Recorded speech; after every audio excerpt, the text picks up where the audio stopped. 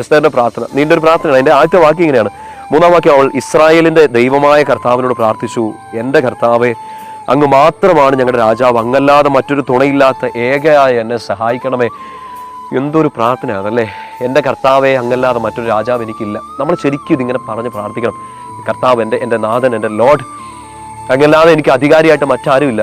എന്നെ തളർത്താൻ ശ്രമിക്കുന്ന ഈ വിഷമങ്ങൾക്ക് മുകളിൽ രാജാവായി എനിക്ക് അങ്ങ് മാത്രമേ ഉള്ളൂ.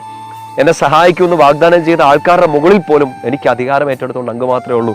മറ്റാരും തുണയില്ലാത്ത ഏകയായ എന്നെ സഹായിക്കണേ എന്ന് എസ്തർ പ്രാർത്ഥിക്കുകയാണ്. മക്കൾ, ഇന്ന് if you want to stop the video now, ഇപ്പോൾ വേണേൽ ഈ വീഡിയോ വേണേൽ നിങ്ങൾക്ക് നിർത്താം. കാരണം നിങ്ങളിപ്പോൾ അങ്ങനത്തെ ഒരു സ്ട്രഗിലൂടെ കടന്നു പോവുകയാണെങ്കിൽ ഈ വീഡിയോ ഇവിടെ വെച്ച് ഒന്ന് പോസ് ചെയ്തോ.